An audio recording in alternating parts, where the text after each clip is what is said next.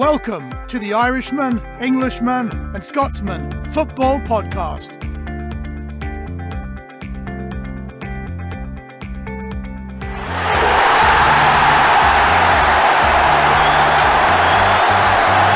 Roy Keane, what was he like to play with? And was he as ferocious as he's made out to be in the dressing room? Oh, he could be if he wanted to, no doubt about that. But he was definitely not as ferocious. He said it was a time for him to relax. He would laugh, have a good time, just like everyone else. Wanted to be one of the boys like everyone else. But he would hold his corner. But you know what? Like I said to you, Irishmen are such a big part of my story in football. And the one thing that always, for me, what always stands out about any Irishman is that they will stand their corner, regardless of their stature or whatever. They will stand their corner, and we've seen that before. They are real warriors and fighters, and he was no different. Obviously, his roles would have changed in the club. You know, I mean, when he first came, I wasn't there, but he would have been sort of one of the younger ones in the dressing room there, and then he become more of a father figure by the time I'd come back with the young boys. He was the captain then, right? He was the captain. He was a domineering force. He was Fergie's man in the dressing room and on the park. There's no doubt about that. He's enforcer.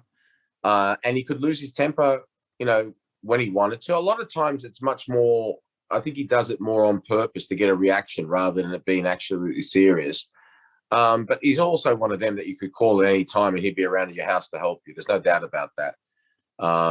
There was more of a soft side to him than anyone would know. And I think that's a little bit of perhaps, you know, a little bit of fear on his part that he doesn't want too many people to know that he has that soft side because of the fear of being taken advantage of. But he was as domineering as a personality in a dressing room that I've ever played with. There's no doubt about that.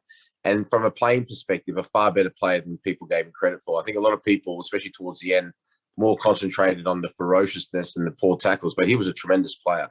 Let's not forget, I mean, he was the hottest property in the whole of Britain when he was at Nottingham Forest. He could score goals. He could get up and down. He could score headed goals. You know, he could, if you wanted to, play at the centre-back position.